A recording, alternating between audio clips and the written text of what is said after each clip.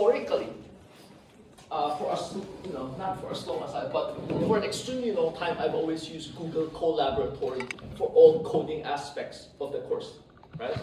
So historically, this course here, CAT 4071, Process Control Simulations, Process Dynamics Control, is a course that is the most amenable to coding and simulations. Imagine if you're simulating a process, that's all computational, right?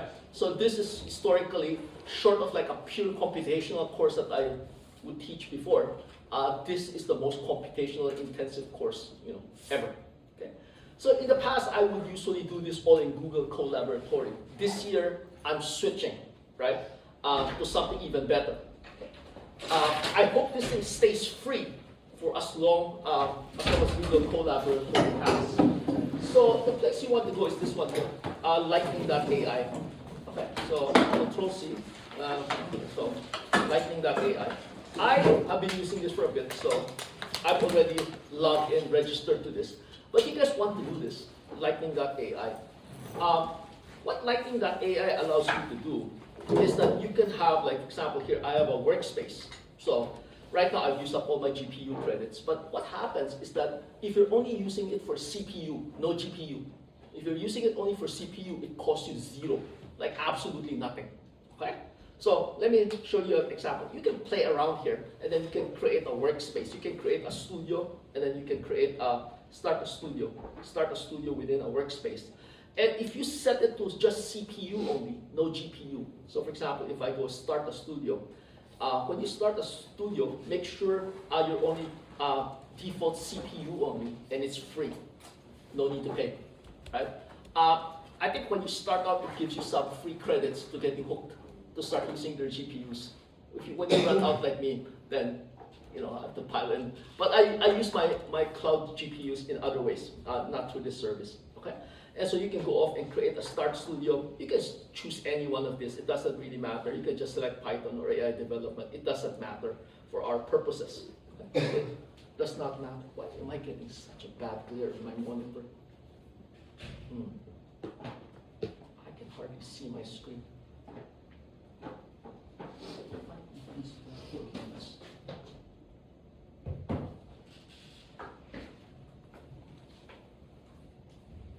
How do you turn off these lights?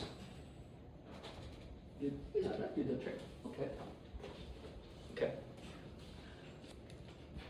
And so if I open this up, right, we'll be doing this many, many times. It takes a while for this thing to start up, right? So it's just starting up. What happens is, I think when you do this for free, there is like, it goes to sleep, I think like 4 hours or something like that if you leave it alone, right? I think they may have increased that or not, but I have a thingamajig here to keep it awake, basically. But when you're done with it, go to CPU and turn it off when you're done. So CPU and then turn it off when you're done, so we don't abuse them too bad that they decide we're not going to give you free CPUs anymore, okay? And so the reason this thing is really amazing, just think about this for a moment, what they're giving you for free. Did I say 4 or 2? That's actually 4.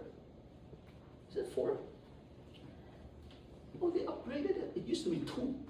Okay, so now they're giving you 4 CPU virtual cores for free. Right? That's impressive.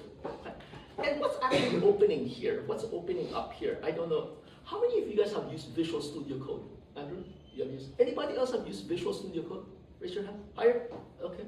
Yeah. So essentially, you'll notice that this is essentially an entire Visual Studio Code, right? Visual Studio Code terminal. And what happens is we can go off and so this is your file manager, literally. And over here we have our extensions. I'm sorry. This one. We can have extensions. We can put in a variety of extensions to what you call it, to this Visual Studio Code environment, and then we'll be doing quite a bit of coding. There's some of it which is basically me coding, like continuing on my smoking habit, right? But then, as I promised you guys, I'm not gonna have you guys code anymore, right? It will all be, if there's any coding elements to this, it will mostly be all AI generated code, okay? but it's too hard to break a habit, so I will still do this for you guys in front of you. I just love doing it, but I won't assign it as homework. And I think still, you seeing it helps to understand, because if you do it all by AI and you never see a human actually code and make mistakes, you know what I mean? It's just different, okay? All right. So what happens is, I'm sure many of you guys are like wondering about this entire AI thing. Let's have a bit of a discussion here. We need to discuss this. Let me just check. Who on here subscribes to, let's say, one of these things? OpenAI, chat, raise your hands. Okay, so there's a bunch of, usually like what I always joke with like, some people is like, this entire AI thing is like a lot of people are so embarrassed to say that, oh yeah, I use AI a lot, or something like this, for some reason. Well, let me get it straight with you guys. I love you guys to use AI, okay? I use it like so much, it's crazy, okay? I think I subscribe to 4 of them, all right? And so I subscribe to Gemini because it is, I never run out of tokens with Gemini. It's so fast, easy stuff, easy questions. I use Gemini 3.7, extended thinking for everything. I never run out. That's where I ask my average questions, right? And then what happens is that Grok Build, I use that. That's $30 a month. In terms of the balance between intelligent capability and speed and cost, like token cost, Grok Build is by far my favorite, by a very, very long margin, right? For the absolute best, like if you're after like the absolute best quality, right, results, right? The answer needs to be the absolute best, right? Fable 5 is too expensive. I think, they give you a free quota there. I sparingly used that. When it was available for free, I was going nuts over it, right? But then now there's $1, cost to that on the $20 submissions. They give you, I think, like $100 free at the start to get you hooked, right? But what happens is I found Opus 5, right, more than good enough, right? My issue with Opus 5 is I run out of my 5-hour tokens very regularly. So I use that sparingly, right? Only when I absolutely have to, which is basically to prepare class material. I'm too lazy to prepare, okay? So that's, why? She's laughing at me, lazy. What's wrong with laziness? Laziness is good. That's why things get automated, right? Okay, and so you got that. So as far as you guys wanting to pick which one, I would recommend you guys stay away from Gemini, right? Even though it's the absolute low, because it's the one that I could easily cause it to trick it into making mistakes, right? So Gemini 3.7, even the latest release, is not there. I would stay away from that, okay? The Opus 5 is pretty damn hard to make it go into a mistake. I haven't succeeded yet, right? Fable 5 in the summer, there was nothing I could give it that it would come back to me wrong. Just absolutely nothing, okay? I think Opus 5 is really, really good. Grok Build 4.6, which is the one that I predominantly use, is outstanding, okay? So when I do this in front of you guys in class, I will predominantly be using Grok Build, or because it takes time for Grok Build to wrap up what it's doing for you, I will most of the time already pre-prompt it and have it run at home or in my office before class, because it uses up class time, essentially. Or I will have it run, and then I'll continue talking with you guys. Okay? So that's how it works. Yeah. I personally, I can make do without Amazon Prime or any other subscription. I don't think I can ever go back to the time in which I have no AI. I don't think I could ever do that personally, okay? After having tasted this. Okay. And as you see what the stuff this thing does, I just don't know anybody in their right minds who could possibly not have this, especially if you're an engineer.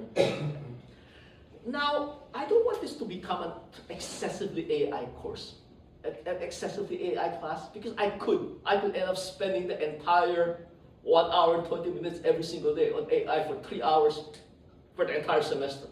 I could do that, okay? That's how much I do this. And you'll be surprised at like the crazy things this thing can do. But this is a process dynamics and controls class, so I cannot do that, okay? I cannot. I think for now, let's leave that conversation there. Go ahead and install that, right? And then within your extensions, I encourage you to install this one here, Grok build for VS Code community. That thing is completely free, right? So install that. And I have it already installed here. And you'll notice that on the side here, I don't like Copilot. Copilot is very, very, that's a separate story. There's reasons for it, but not today. Okay? And so what happens is if you install Grok build for VS Code, down here, this icon will appear. So you click on Grok. So this one here is the Grok build extension, the community extension. And what that allows you to do is if you go down here, where did that go? Oh, so let's say educational, kinematics, 2D kinematics. No, let me just click on any one there. So over here, let me see. Oh, I need to bring a mouse one of these days. My trackpad skills are awful. Okay. And so down here, you'll notice, you'll notice here there's this settings here. So if I click on these settings and I go in, I just click settings, I guess, right? So over here, in the Grok settings, you will see over here providers, right? Actually, you'll see here in providers that although this thing is referred to as Grok build extension VS Code, you can actually use either Grok, OpenAI Codex, right, or Cloud Code, right? So all these three are coding agents. You can describe to it what kind of code you want, and it generates it for you. I know you guys are like so passive. No big deal. You see this, it's like, you realize the freaking world has changed once you start doing this. Andrew there's kind of like, chuckling a little bit because he's had a taste of that at co-op. You use Cloud Code at co-op, right? Oh my gosh, when you ever see this, you know the freaking world has changed when you experience this, okay? Andrew and I are kind of like giggling over this because we're kind of knowing stuff you guys are about to get so shocked about, okay? And we will do this, right? So if like for me, I'm signed in to Grok. Codex I don't have. Cloud Code I should probably connect that, but I haven't because I always use Grok exclusively for coding, and I use Cloud mostly for generating PDF files or like what I do is I have Claude Opus 5 go off and do the very complicated deep thinking, planning, and so forth. And once I know what I want from there, then I transfer the PDF files from there and shove it into Grok and ask it write the code for that. Okay, implement it. Do you see what I mean? Well, you don't see what I mean. We'll get there. Okay, not yet. So this is the story here.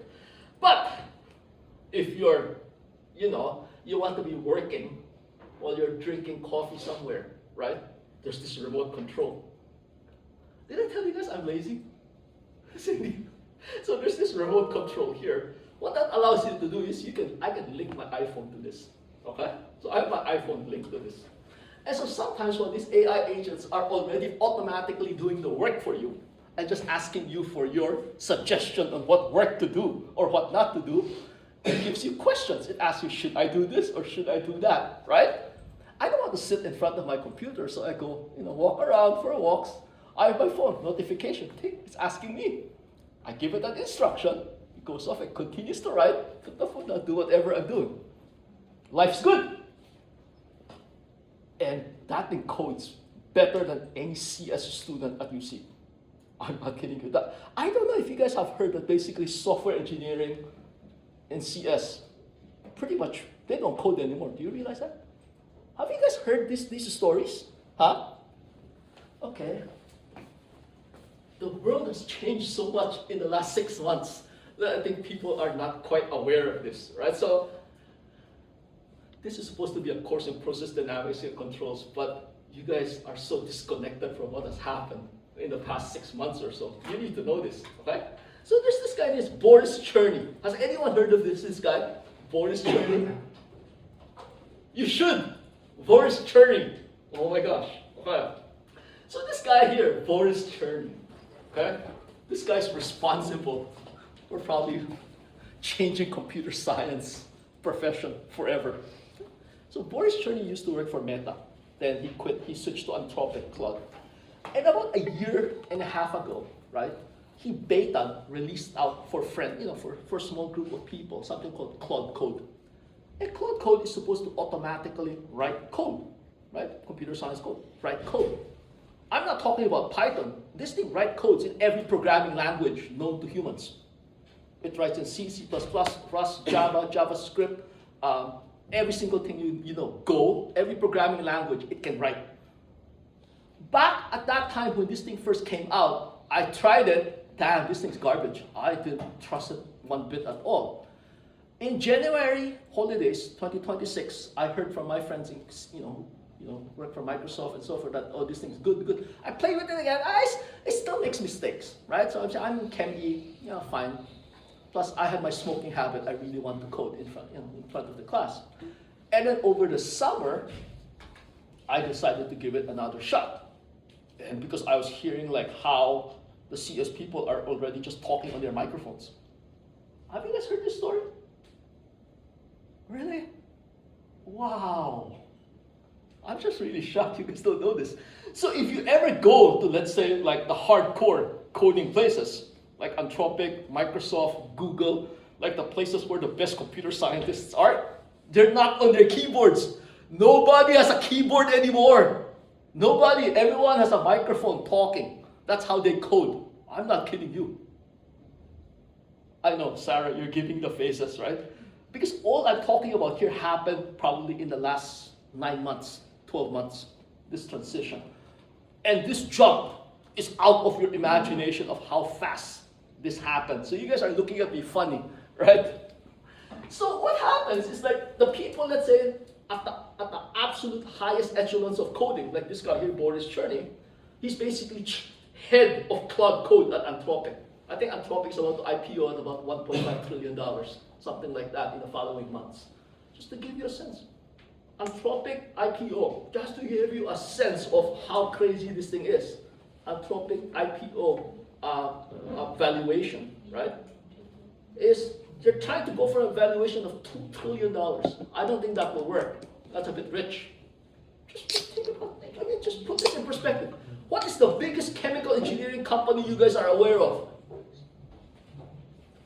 I don't know. Largest chemical company by market cap. Let's see. That changes from time to time. Who's the biggest? Linde is at 224. Do you realize what the difference of order of magnitude that is? Okay? And so there's no way that we stay away from AI. The whole thing's gonna change. And this guy, Boris Cherny, this guy is so well known. I'm surprised none of you guys know him, right? So Boris Cherny invented Claude Code. Now there's a lot of interviews with him on YouTube, right?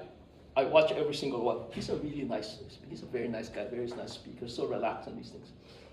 This guy, he does everything on his iPhone.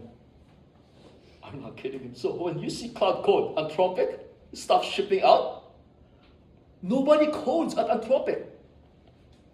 Like this guy, he says, I haven't touched my laptop or code on my IDE for the past 9 months. He's on his phone. I know you guys are looking at me funny, but when we start doing this, you know what I mean. We don't bother with the phone. We'll do it on our keyboard or we'll talk to it, right? So that's what happened in about the last 9 months. Like the world's best programmers.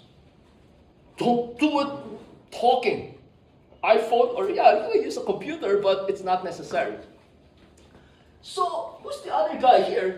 If you ever use Google, the head honcho of Google is Jeff Dean.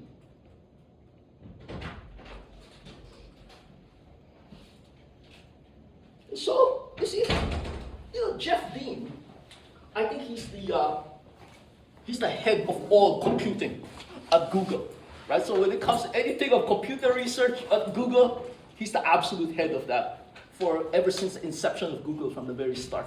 So he's the head honcho of Google computing.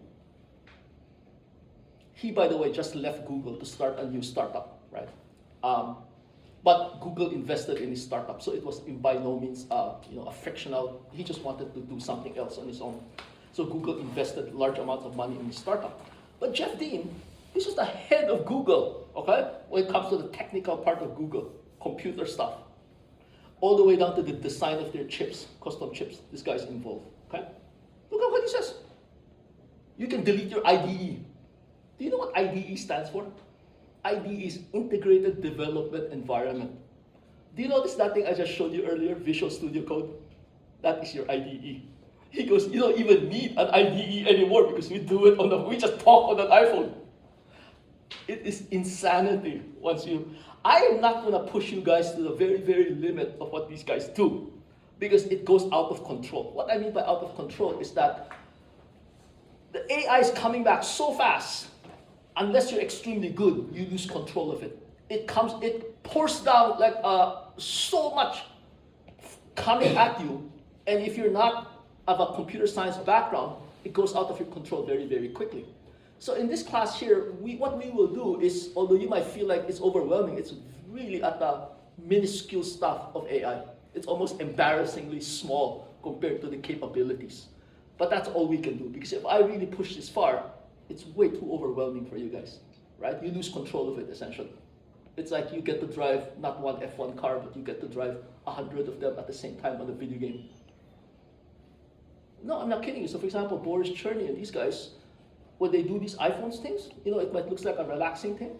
They have like 100 AI coding at the same time, 100 different projects going on at the same time, and they're telling each one, advising each one. So it's kind of like, imagine you are a manager and you have 100 of the world's best programmers working for you.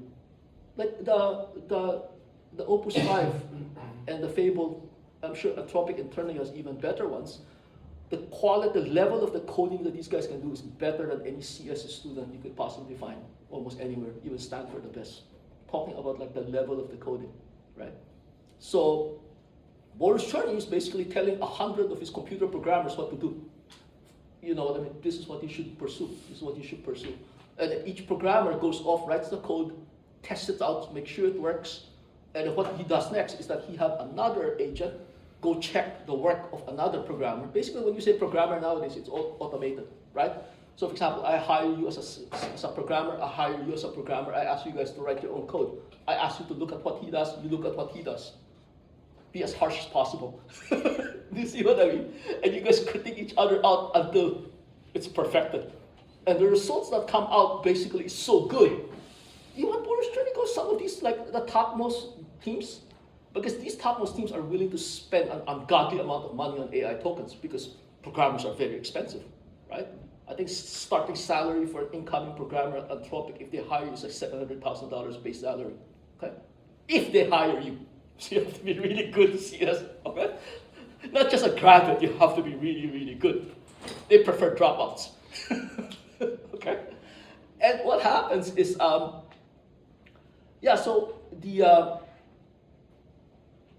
I think I'm just going to stop there, but I just want to give you guys a sense. I know some of you guys have seen me code in class. I can't do that in front of you anymore other than to show you it's a bad smoking habit that's no longer acceptable. Okay? But we'll do it for old time's sake, just because I enjoy so much doing it.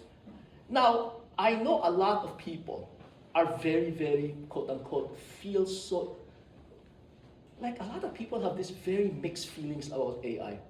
Do you understand what I mean, everybody? Do you have that feeling about it? I think I got a sense of that in the discussion, that most of you guys feel that this is not a good thing for a lot of people. And I'm really honestly so puzzled by you guys. Because if there's anybody who should be anti-AI, is who? Me. Do you know why?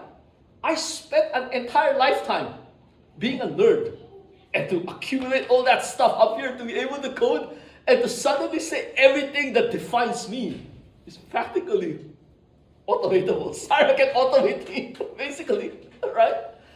And even though I have the most to lose from AI, you guys have nothing to lose. No, I don't mean nothing, but you guys have invested so little. You know what? How bad was that MEV class and turbo class? You've probably forgotten anyways. You guys have so little to lose. Do you understand what I mean? You guys have almost nothing to lose. I have a lifetime of knowledge to lose. How's that? Do I look unhappy? No, I am so thrilled by this. And I think you guys, I'm sorry to spend so much time in this class talking about this, but I really have to. right? I know it's supposed to be process dynamics. Because we need to get this thing, sorted out with you guys. Because this class, I'm going to be using AI. And what happens is you guys will feel like, oh my God, that's automated, something like that. Then what are we supposed to do? Where will all the jobs come? Oh my God, I don't think you guys understand how much future there is. Okay? The job market will be perfectly, completely okay for as long as you guys know how to use the AI tools. Okay? AI tools will become nothing more than using Excel. It will not be a discussion. Okay? It will not be a discussion pretty soon. Everybody use AI for everything AI does. Okay? And so you guys might be wondering at this point, if AI is going to do everything, then what are we useful for? Actually, listen to me very carefully here. Okay, this is very, very important. Of what are your roles in the future when AI can do everything? Actually, AI can never do everything because there's this human element here. And I think I might have said this previously in the previous class. It's called Pareto frontier. Do you remember I said that? Right? You guys remember what? That's really important. Because you notice that every time you say something like, tell me what is the best restaurant in Cincinnati? You notice that your instant response is, what the hell do you mean by best? If you like Indian, you go here. If you like Japanese, you go here. If you like Korean, you go there. You understand what I mean, right? So every time us humans want to say we want to achieve something that we think is the best, it's incredibly hard to define what is best. Have you noticed that? Like our entire societal arguments is centered around what is best. Have you noticed that? I haven't found anybody who agrees with me what is best of everything. That doesn't happen. You see what I mean? And when it comes down, remember earlier I was talking to you guys. Oh, you can use Gemini for that. You can use Claude for that. You can use Grok for that. Each of these companies have invested, God knows, hundreds of billions of dollars into this. And they still can't come to agreement on who is best. Do you know why? The reason is because of, remember I said Grok is extremely fast, very efficient. So it goes on the Pareto frontier of the balance of speed and pretty good. Do you see what I mean? And then Anthropic with the Opus and the Claude, with the Fable and the Opus 5, is going after, we want the absolute best result at any cost. They are insanely expensive in terms of token cost. Outrageously expensive. The Claude, Opus, and the Fable. Insanely expensive, right? And then there's the Gemini. Remember, Gemini is Google, right? They have the connection with like 2 billion users in the world. Do you see? So their objective is we want to have an AI in which 2 billion people can use. The vast majority of 2 billion people are not asking me hard questions. They're not asking me like Carlos trying to dump you with the trickiest Chem E problem there to make you make a mistake. No, normal people don't do that, right? So probably 90 plus 95% of questions going to Google Gemini is easy stuff. High school homework, calculus homework. You see, even diffie-Q. That stuff guaranteed correct. Every single math class you guys take, organic chem class, every single one of those, Gemini gives you 100%, guaranteed. I guarantee you, unless you purposely try to trick it. So I'm talking about the dumbest of the frontier models right now. Everything is like 100%. No way it makes some mistakes in those. Okay? But Google wants to go after minimum cost, fastest speed, because they have to deliver to 2 million customers they already have. Do you guys understand what I mean? So do you see what I just said? The Pareto frontier. There's no one defined correct answer. You see? So in the future, what are the jobs that I think are the most secure for AI? So for example, like a company, let's say a P&G, or like any consumer-facing company, right? Oh my God, that's amazing. Because if, let's say, you have a product, right, that 20% love and 80% don't care about it, well, guess what? There's a human in there. You can't just ignore your 20% of customers. Do you see what I mean? Right? So there will always be this massive human element of like, I need to cater to this group of population and I'm going to use AI to optimize for this group of population. You still need to identify those. Do you understand what I mean? Right? And so don't ever take AI so negatively, oh, my future like that. No. Employment will be great. Okay? Don't worry about that. You have to understand, like, I grew up with black and white TV, antennas. So I have seen all of the massive, technological advances, through a lifetime. I'm 55, right? That just doesn't sound that old, but the black and white TV sounds awful. I know, right? But I have seen the whole thing. Like, I have worked on VisiCalc. Have you ever heard of VisiCalc on the first IBM XT? That's the forerunner of spreadsheets. That's a very, very first spreadsheet. It's called VisiCalc and WordPerfect, right? Those were running on disks like that. I've run coding on cassette tapes. You guys don't even use cassette tapes. I use cassette tapes to save programs I've written. My father has used punch cards, okay? And what? We have so mass, the internet, the iPhone. Oh my gosh, do you see? Do we have massive unemployment? No, we don't. Every single time it got better and better and better, right? AI will be no different, I promise you, right? It will be incredible. I am so excited. I have no idea how excited I am. The following, your lifetimes will be incredible. Have you guys, by the way, heard of the phase 3 cancer cures recently by Moderna? No one? Some of you do? Oh my gosh. I was telling my son that I'm willing to bet that your generation, you guys will have the option to live practically forever. I believe that. I really believe that. Because look at this.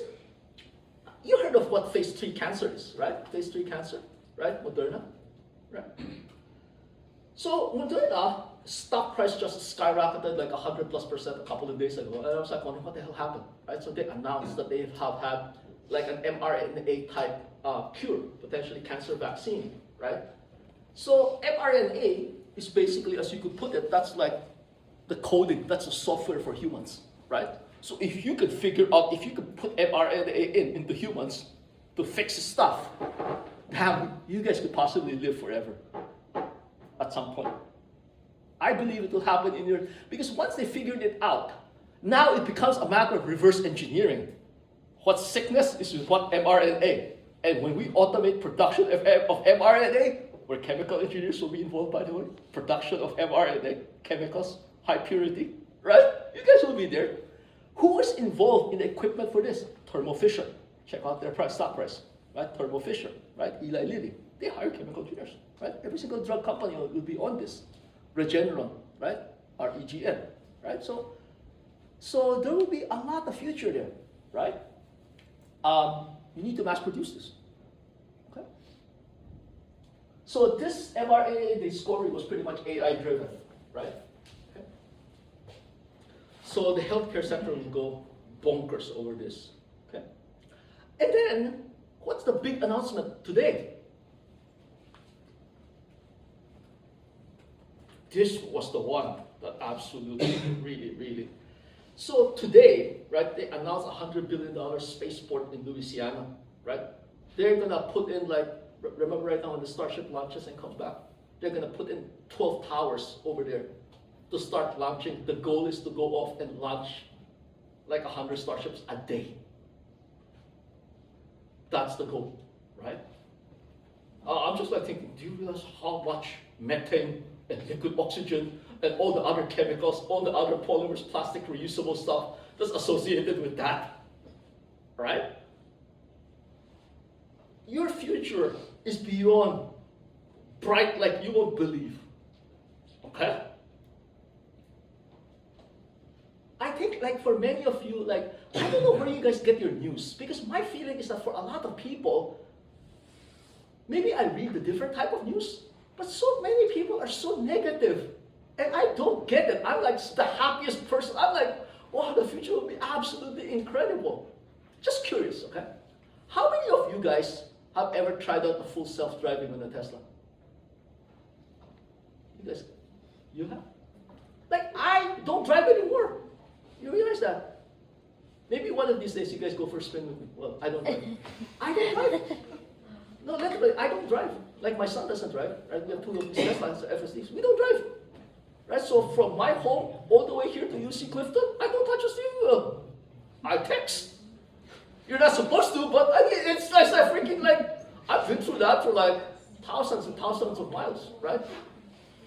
My son has done 30,000 miles on that, right? FSD, all the way. And so I think maybe you guys don't see. Like every time I'm not driving, I'm sitting in the car coming to school, I'm like this, like yeah. And I look around me, and I was just like, what are all these people doing? You know what I mean? I'm like thinking, you guys don't understand how much the world has changed. Okay? Maybe we are living in different places here, okay? But that's the reason why. I can't believe not a single soul here has tried out the FSD. Oh my gosh. It's beyond imagination good, okay? And I feel like sometimes, I think there's so much negativity out there with this guy, the trillionaire guy. I don't even dare to mention his name because I don't know why it triggers so much negativity with a lot of people. There's a lot of things I don't like about him as a person. But my gosh, when you sit in a car that does that, and I've done that for 2 years, something like that, it's like so much of the media stuff is basically targeted very negatively to the point that you guys don't see the future possibilities. Okay? All right. Let me put all that aside. Okay? I think I've gone way too far tangent here. So process dynamics and control. Question, have you looked at the simple syllabus of this course? Right? I think I've discussed this with the class earlier. Do you have a question about the simple syllabus? Are we good with the simple syllabus? Right? And I think, I'm sorry, because there's a student here who's not in our other course, so you guys just have to bear with me to let me repeat what I've said to you guys, many times. And in addition, also, by the way, I should also point out, what's your name again? I'm sorry. I'm sorry, can you pronounce that? Aminaf, yeah. Right? So I should also warn you, by the way, right, that everybody in this class I've already had in previous semesters. So we know each other really well. So you need to come in as friends with everybody, okay? And we'll do everything to, bring you in. But if it seems like, how come I'm so familiar with everybody's, I know everybody's names here, right? Okay? Okay, so we need to get to know each other, okay? And so, I think I just want to emphasize it.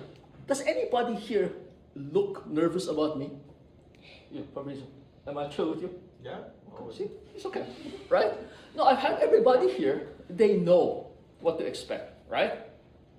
Does it feel like I'm a monster? No. See, we're okay, right? So, most important thing. Listen to me, okay? If I just repeat what I just said previously in the previous class and previously heat and mass transfer, my goal is to inspire you. I think that's the key word, inspiring. If I could have my way, I don't want homeworks, I don't want grades for every single class ever. That's my belief. We should just do what you love to do. That's my philosophy in life. I don't do anything because I have to. I'm here to teach, not because I need the money for to do this. I'm here because I love to teach. I'm not here for a job. I'm here because I love to teach.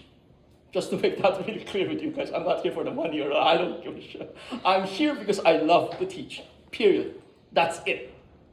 That's my only reason here in front of you guys. Just to give you guys a feeling of why I'm here.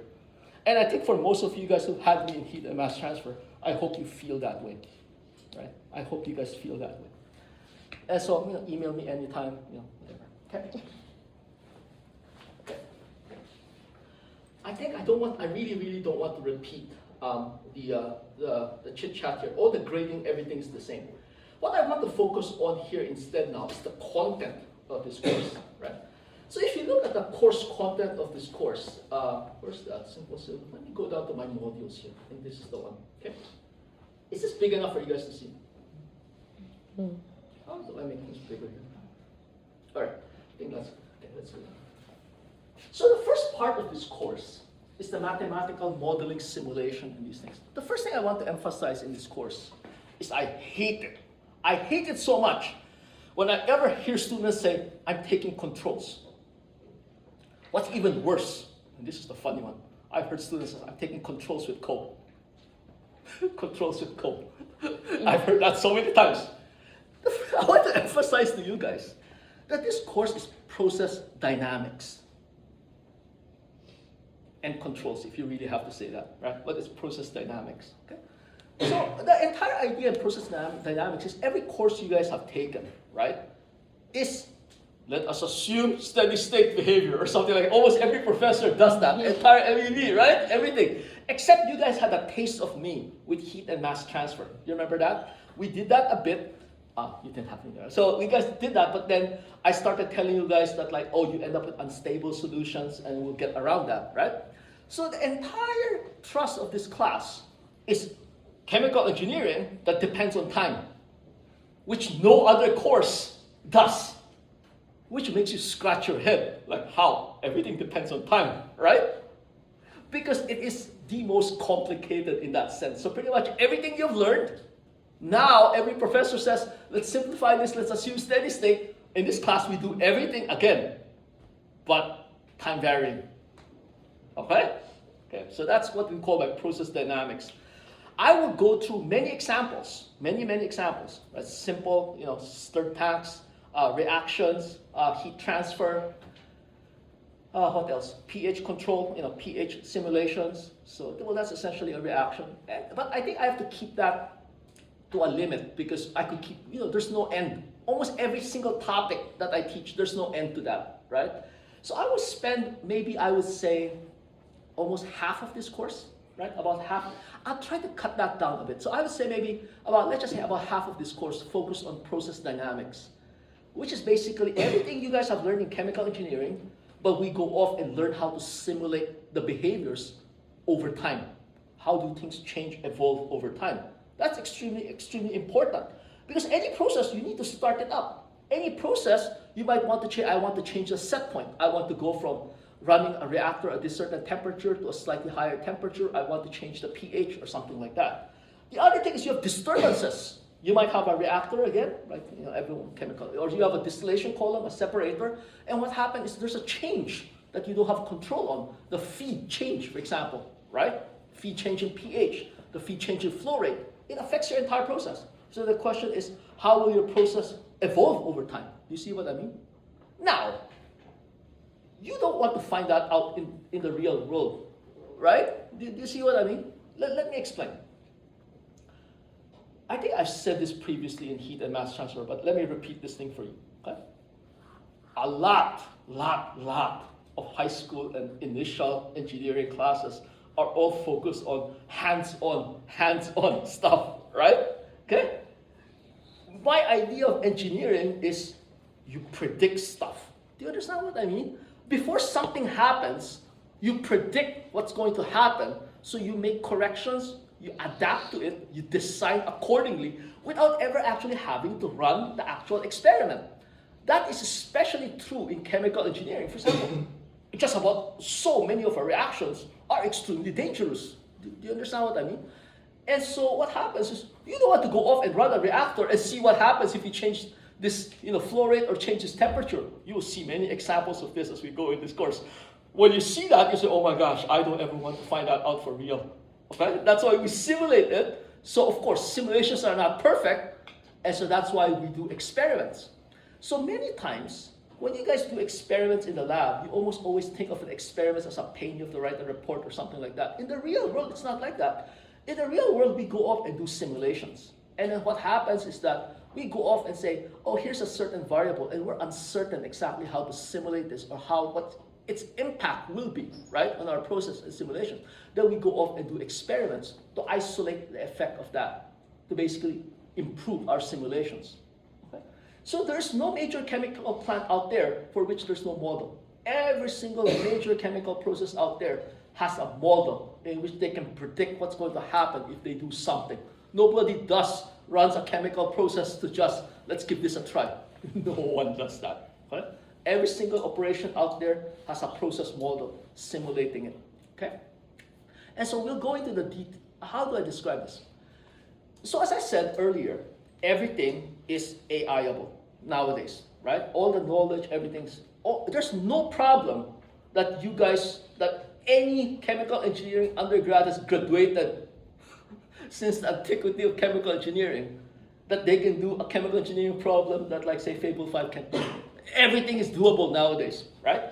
The problem is let's say you're hired to do a chemical engineering, to solve a particular problem, to do a simulation. Go ahead, run this, do as much AI as your company will allow, right? In the near future, if you don't do it with AI, they're probably wondering what's wrong with you. It's kind of like, why are you using a calculator when you could use Excel? It will reach that point much, much faster than you might imagine. Okay. There are companies that are like that already. Okay. And so when you go off and run those simulations, right? Oh, generate slides for me. Everything is automated. But do you see the problem? Eventually, you have to talk to your boss or the team and recommend what to do. Because the AI is going to give you a plethora of solutions. And it will have uncertainty.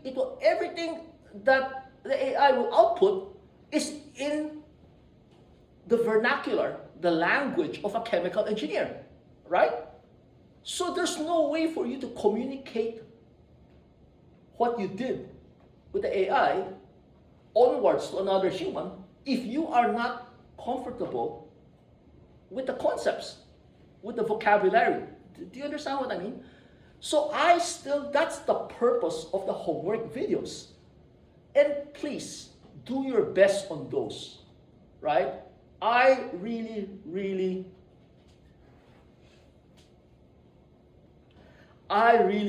hope, right, you guys do your best in that. Kahaya, you listening? Okay. Do your best on those. Don't do that to submit a homework. Don't do that with a purposely incorrect solution, right? Do that really with your best. And your effort is not the grade. Because I give that a pass and fail. And why do I do that? Because there's such a range of communication skills, right? If you're a native born American who has spoken English forever, right? I should set you to a much higher standard, right, Sarah? So what? Versus me, right? When I first came to Canada at 16 years old, I mean, my English was horrible. Oh my gosh, right? Horrible. Okay? I spoke Tagalog about 75% of the time with my friends in the Philippines. I took English, but I don't speak that with my friends in the Philippines, right? So, okay? And so what happens is that this ability to express what you know or what the AI gave you, if you're unable to express that, now you are absolutely screwed. Do you understand that? Because what happens is in the past, there were people like me, right? In which I can speak English. I went to co-op Dow Chemical, right? They hired me back for my work. They didn't hire me back because I could talk. My presentation was an absolute disaster. Like thinking back on that, it was beyond a disaster. It was horrible, okay? But they hired me back because of my technical prowess. I could code back then when it was on a terminal when so few people could code, right? No, really, right? I could code. And they hired me back for my coding ability. I'm not kidding you. We don't have to talk. They were paying me overtime to code, okay? This was way back with like a VAX workstation, like 80 by 40 green characters that does not have a CPU, connects with wire to like a mainframe. That kind of coding. That's how long ago this was. I'm ancient, okay? So you could, in the past, potentially hide because of your technical skill. You're so good. Technically, you can solve problems no one else could. And as a result, they will let you hide in the corner and never have to talk to anybody. Well, guess what? What made me survive is no longer available. You have no choice. You got to go out there and talk, right? Because right now, the AI does it. You need to turn it into a human piece of work, which becomes the exposition. The ability to communicate that becomes everything. 100% almost of the job is to connect the AI results to another human. Do you understand what I mean? Do you guys get what I just said there? Huh? I know there's a lot of people here, I'm looking at you, who refuse to talk in class, or you just say, oh, I don't want to. You don't have a choice. Sorry. You don't have a choice. You can't go off and say, as I repeat, that I am so good. I can solve problems no one else could, so I get to keep my job. Sorry. Is that clear to everybody in this room? Right? So what's my role in the world of AI? Communications. That's your role in AI. But of course, associated with that is you got to understand what the AI give you. And as we go through this course, you'll notice that it never got easier. And if any, it actually got harder.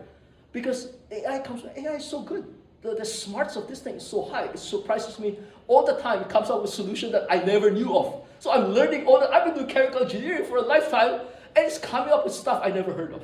Because most of the time it gets pulled from other fields that can apply that no one ever thought you could use that. Okay? So it's pulling stuff from aerospace engineers, electrical engineering, or other fields that I'm completely unaware of. And it's suggesting those as solutions to chemical engineering problems. So I'm totally unaware of that. So I have some colleagues who are much into AI too, and they're telling me exactly the same thing. That they're seeing solutions to problems they've never considered. Okay? And so what happens is really, really core is the ability to learn. Do you know what I mean? And so when AI gives you stuff, right? By the way, let me ask you guys, how many times have you guys gone to work and felt that what I learned from my courses was useful? Okay, who else? Okay, so, but that's relatively rare. Do you understand what I mean? So much of the stuff you learn from courses, you don't immediately see.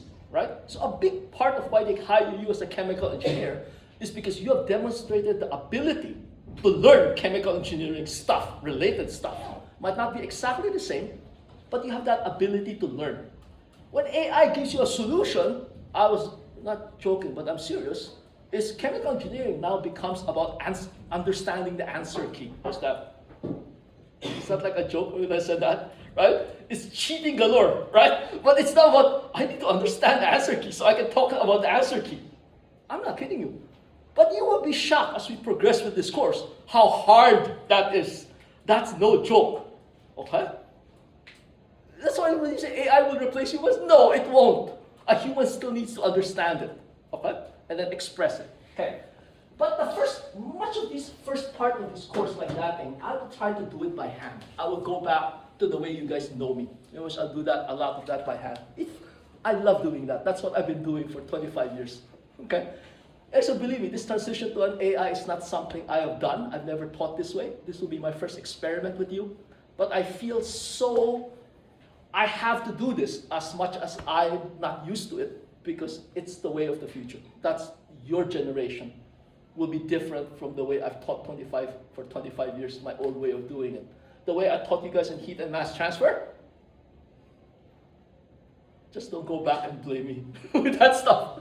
It was an experience, but the way we did it, as much as you enjoyed it and as much as I enjoyed it, it's not the path to the future. Okay? But I hope you learn the vocabulary and stuff, some good stuff here.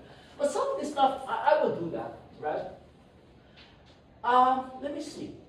So you notice that if you look at a lot of that, it brings maybe some bad memories, right? Laplace transforms. Let me get a show of hands here. Who has done Laplace transforms? Who has not done Laplace transforms? Okay. Do you know why I did this? Because I'm really shocked that I have in previous years taught process dynamics in which there's a group of students who never did Laplace transforms. So although it's supposed to be part of ODE, the required part, some students may have taken a different version or flavor of it, or some professor who chose not to do it. So I have had small groups in process dynamics control who never did Laplace transforms. Okay? But your memory of Laplace transform, I need to emphasize to you guys, this will be a pleasant experience with Laplace transforms. Please. Forget the pain that you guys felt with that. I'll give you guys the joy of that, okay? Okay. Laplace transforms, the purpose of those in this class, right, is ultimately to get us to something called transfer functions. And they will be nice things to see, right? And then you might be asking, so what's the purpose of Laplace transforms? And I'm going to say that, it gets us. By the way, Sarah, what are Laplace transforms used for? Oh, by the way, this is an unannounced quiz. I love to pick on her, sorry. So listen, guys, if I keep picking on you, take that as a compliment. Do you know why? I think you're really good. Okay, Logan. Come on, anybody. Laplace transforms. Laplace transforms. Really? I think for the behavior of the liquid. Not quite. You guys got to be kidding me. So when I say Laplace transforms, say something, Andrew. Anybody, can you say something about Laplace transforms? Solving differential equations like... Okay, differential equations. Okay, keep talking. So solving higher order non-homogeneous differential equations. I think. Oh. See, we need AI here, buddy. you know what I mean? We seriously need AI. By the way, if you notice that I'm much more relaxed, because notice I'm not recording myself, it becomes more entertaining, right? I am a lot more relaxed, okay? You don't ever want to see me with me and my son and how we do stuff. Okay? I am that boy. Okay. I'll get fired, in 5 seconds. I was always joking these things, okay? So you see, Laplace transforms, right, are used to solve a very specific class of differential equations. Number one is they're usually time dependent, almost always time dependent, right? And then the second thing is what? They're almost always, or they have to be what?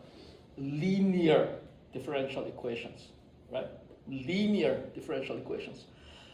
If the differential equations are nonlinear, there's no Laplace transforms approach to that. Number one is linear. I know you guys are thinking, what's a linear? We'll get there in a moment. Okay? And then the next one is most of the time, they have to be constant coefficients. So if your differential equation is not constant coefficients, yes, there's ways to do that with Laplace transforms, but my gosh, they're a royal pain to do. So most of the time, not a royal pain, but it's more of like there's better ways to do it, okay? And so for engineering, and I'm not talking just us, I'm talking about aerospace mechanical engineers who do Laplace transforms, exactly the same thing. We apply them to linear constant coefficient differential equations, okay? How's that? Does that sound good? Good. So when do you use Laplace transforms? Linear constant coefficient differential equation. Right. But you see, that's good, right? That's good, right? But you see, what you guys need to be really good at in this class is to be convincing. Do you know what I mean by convincing? Do you see? Look, the guy who gets promoted to vice president fast is not going to say it that way. The guy goes, Andrew, give me a you know what I mean? You guys have all got the co-op. You've seen how the CEO talks, right? The guy goes something like, oh yeah, we use Laplace transforms in our industry quite a bit. We apply them in particular to systems, right, where we have linear and constant coefficient behaviors. Royal bullshit, right? Okay. You see, Henry, with your deep voice, that goes far. All right? I mean, I wish I'm as tall as you and I got your voice, man. Anytime, let's swap.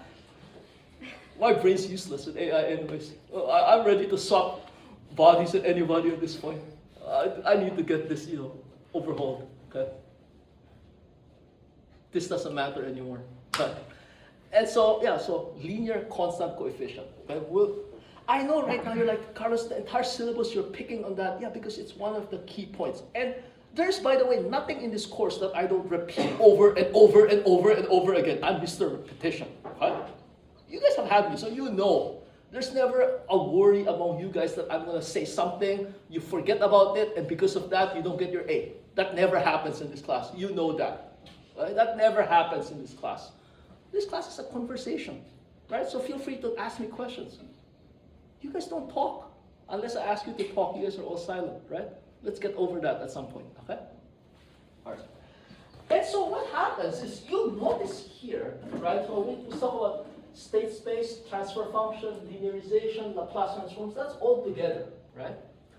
And so what happens is, as I said earlier, Laplace transforms, we can only do them if a system is linear and, as far as engineers are concerned, constant coefficients, right? So, but most differential equations that describe chemical engineering processes are nonlinear. You guys just take shit from me anytime. Did you hear what I just said? Most chemical engineering processes, as you know, are nonlinear. Are you just going to take that from me, Andrew? Are you? I guess, yeah, I did. No! You're gonna say something like, Carlos, what on earth do you mean by that? That's what you're supposed to say. You keep letting me give you all the BS and you just like sit there and take it, right? You make my job too pleasant, okay? Treat me like a politician. You challenge me all the time, whether it's reasonable or not, right? And so what happens is, as I said, most chemical engineering processes are non-linear. I'll show you guys lots of examples of that. You'll see that just about everything we do is non-linear. But what happens next is we need to linearize that, right? So when I say the word linearize, what goes into your head? This is an extremely important this is an extremely important engineering concept. Basically, if I ever talk to any engineer, I don't care what they are, right? And I ask them, oh, we need to linearize this. What should be almost the first thing that connects in your head when someone says, we need to linearize this? Graph. Not bad, because I think I did this in heat and mass transfer, possibly. So when someone says, linearize something, starts with this. T. A.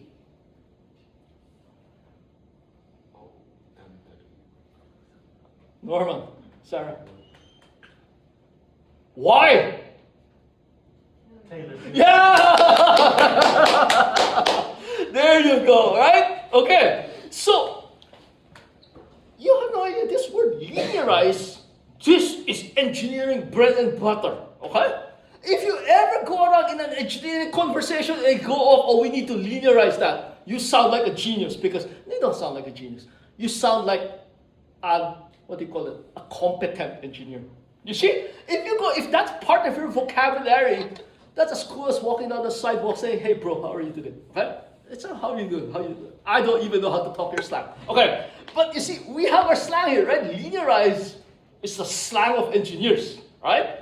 And the actual process is Taylor series, okay? That in the old days used to be an incredible pain of mine. Well, I was good at this, so I didn't care. But my classmates back in chemical engineering, this was like a total race under time, right? 3-hour exam, that's the kind of final exams we used to have. It's practically unfinishable, right? You make a Taylor series expansion like up the wazoo, don't make a mistake, kind of like a thing. Race, right? Scholarships on the line. That's my experience, right? We don't have any of that in this class, right? So in the past, I used to do this Taylor series computationally, using something called like an AI framework. I'll still do that with you guys and show you guys like what gave birth to the AI. Right? The underlying coding of that. I'll do a little bit of that with you guys. But essentially all of that is so automated even before AI. I wrote my own code to automate that for you guys. Nowadays with AI, the code I wrote is automated to do what you do. It's automated up the wazoo. But you guys need to understand the vocabulary and the concepts. Do you see what I mean when I say linearize?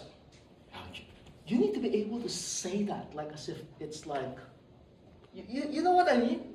Like as if it's really part of your vocabulary. Like you see when I say, hey bro, how are you? It feels like so fake. Do you notice what I mean? Because I can't fake it, right? But the word linearize has to be in your, you know what I mean, your frat or sorority language. That, you know what I mean? Okay, linearize, right?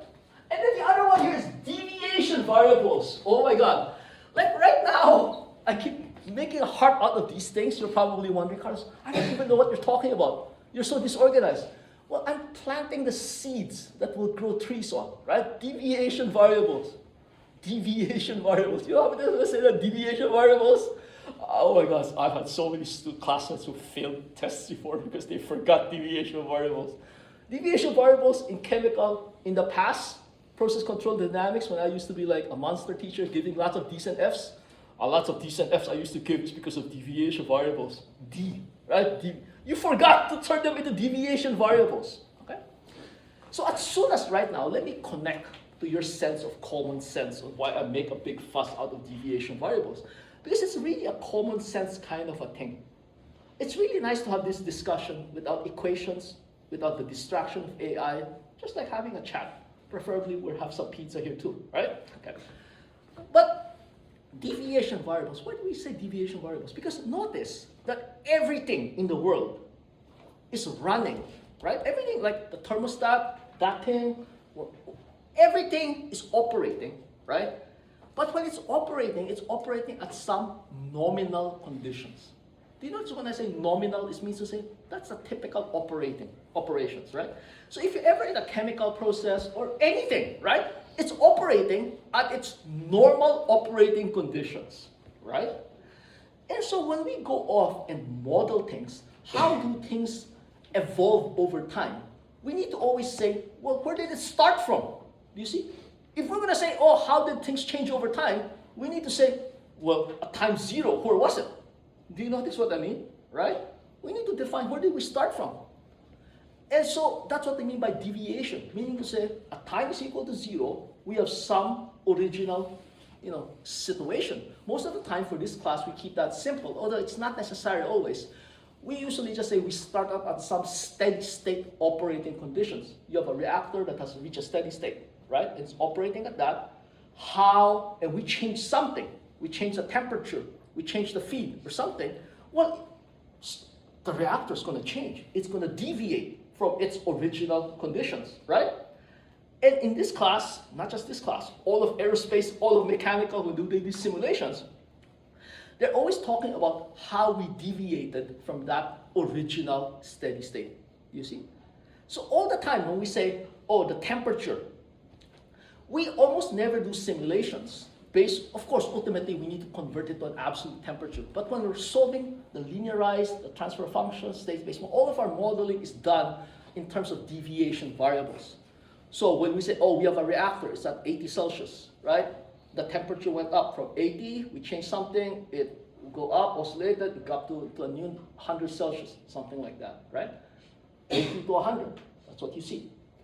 When it comes to modeling that, right, all of the tools, not just chemistry, aerospace, mechanical, electrical, every field of engineering, we always look at that in terms of deviation variables. So originally at 80, it deviated upwards by 20 Celsius. And later on, for plotting, to show your boss or whoever, we can convert that back, the 20-degree deviation, back to absolute temperature. But for the bulk of the work that we do in process dynamics controls, we always work in deviation variables. In this class, almost when we're doing solving problems and these things, unless we say otherwise, it's always deviation variables. Of course, you guys will forget all of this. It's okay. We'll remind each other, right? And the good thing in this class, as I said, there's no exam. Okay? There's no exam. Okay. Deviation variables. Does that ring a bell now? Okay. Deviation variables. Come. Talk to me.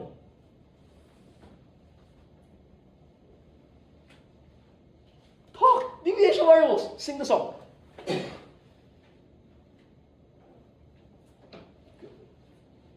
No? Got much? Huh? Got much. Okay. Norman, deviation variables. It needs for stimulations. Do you see what I mean? Like in this class, right? If I had my choice and my son warned me never to do that, I'd base your entire grade based on your answers in class, oral answers, if I could. Because you know what? You guys do realize that in the real world, when you're at intern or co-op, it's those casual conversations you have. And in those casual conversations, you don't get feedback. You could have said something incredibly stupid at like some technical conversation. They don't tell you how stupid that was. They don't. You can just get away with whatever, and they just say, hey, good job, whatever. They just don't hire you back, or they just don't promote you. Do you realize that? Do you realize how easy it is to go into that? Right? When we're doing this in this class, that's what I'm trying to train you. Because trust me, if you know your lingo and you can talk, you get promoted fast. People trust you. You become the leader. Because you can sing the song, right? What did I just say about deviation variables? I know you're going to say something like, oh, Carlos, but I'm not that type. I need to review that. I need to review the notes before I'm familiar. Look, do you get the chance to do that at work? At work, you're in a meeting. Everyone's talking language. You're a new person there. You're a new co-op student. And in 2 months, 3 months, you're trying to convince everybody to hire you as a permanent employee, right? And so everybody's talking language you've never heard. You go off and review. You try to fit in as fast as possible. Guess what? You want to develop that skill. It's a training. It's a practice, right? You heard your boss say something. Oh, we need to think about this in terms of deviation variables. Or maybe in terms of scale variables later on. So deviation variables. Okay, Mike, deviation variables.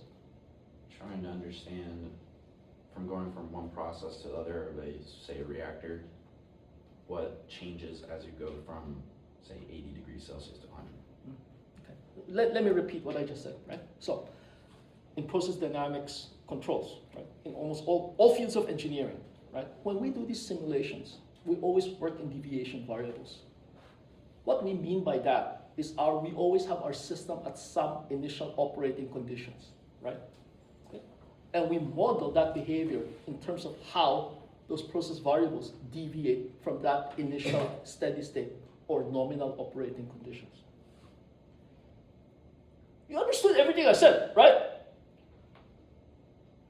Say it. I'm not kidding. No, I don't need to be very fussy with you guys, right? Because you see, with AI all over the place, what differentiates you at that point is no longer the knowledge that you could do that in a calculation, you can write it. No, it's all about, right? So if you go out of here, you get an A+ on some written exam, you go out there, you can't talk what you know, it's useless. I'm sorry if that hurts your feelings, but you know where this is going to go, right? You know that. I'm not lying to you. I treat you guys as my own sons and daughters, right? So with my own son, that's all we ever emphasize. If you ever tells me something I'm not happy with, say it again. Okay, he still talks to me. Okay. I think that's enough, okay? But you guys get the point here. So deviation variables. And then the next one is process identification. This one, I'm gonna try to make that considerably more advanced with AI because this thing is like so if you have a process and go ahead, sorry. Did you have a question? No, if you have a question, don't ask him. I know this better than Norman. And so process identification, so you're like wondering, remember earlier I said something like we have models for systems, right? And usually we try to derive the equations describing those, using calculus, material energy balances. So am I out of time? Okay.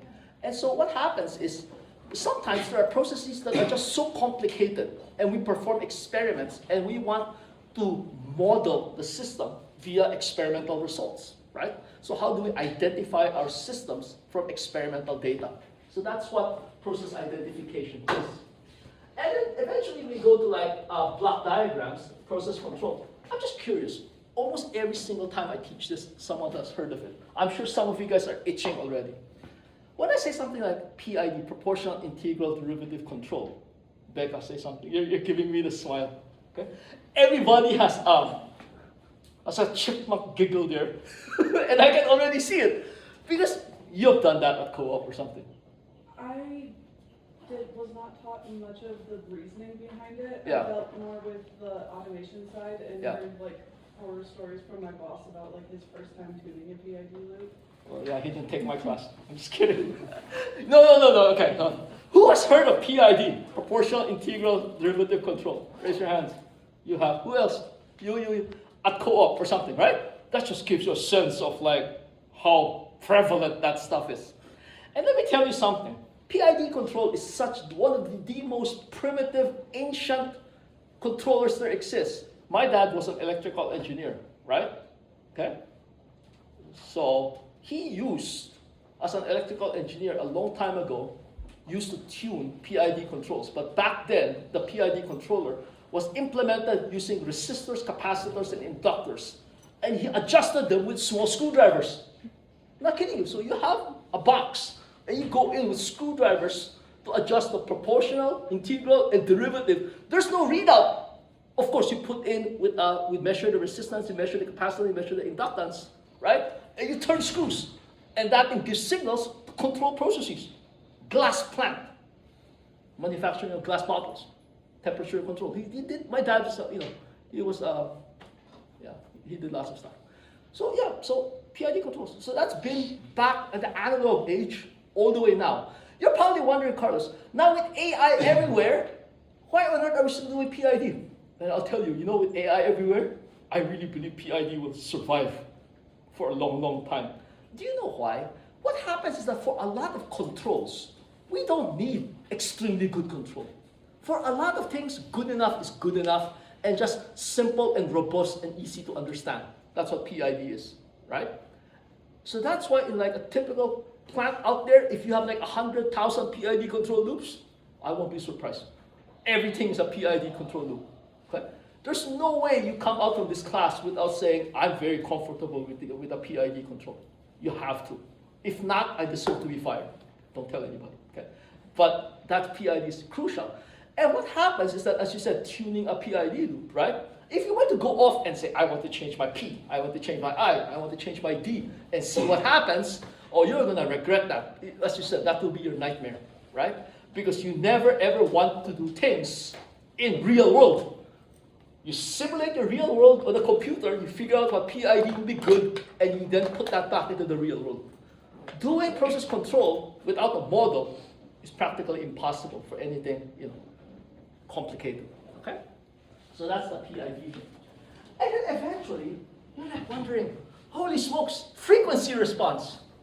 I wonder how on earth did we go to frequency response, right? That's like a huge jump. When you see that, ding, the light bulbs just turn on when you see that frequency response. So let me explain. So what happens is actually,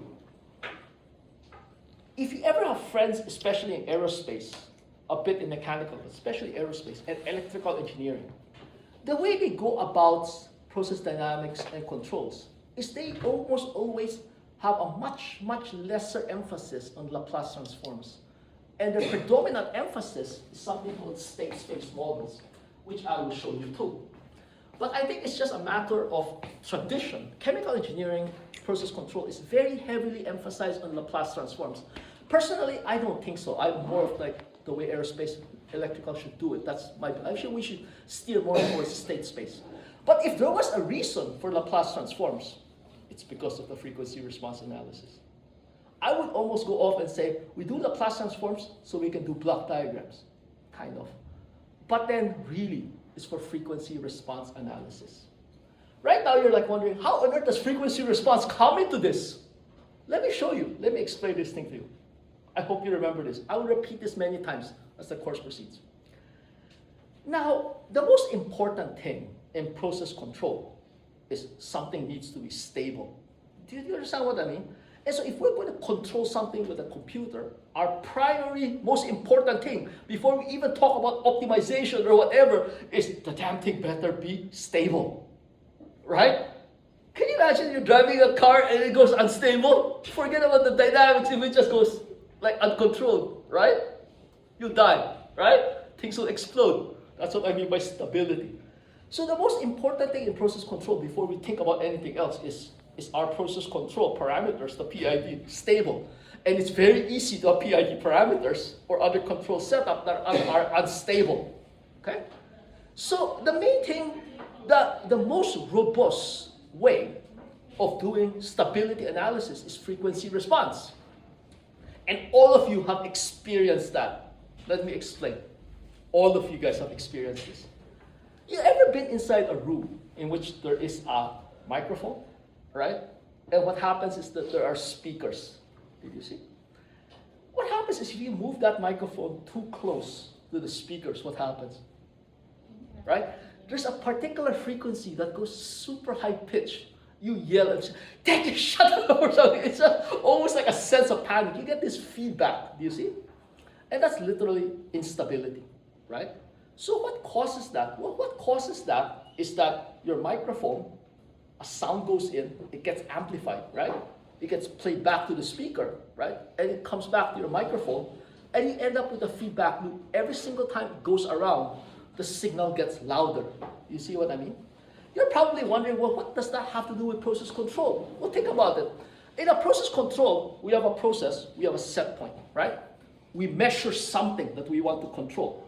And so we have an error, right? That error, we put it back, right? And compare that with our set point, you see? So there's a feedback, you see? So you can kind of see that if you have things set up the wrong way, every time it comes back, it's magnifying the error. Do you see what I mean? Right? So that's the connection there. And then at the end, module 7, I hope to be able to go much further than this. I always tell my colleagues that we need to have an 8-credit course, process dynamics and control, because there's just so much, especially with AI. Okay? What time is it? I'll catch you guys tomorrow.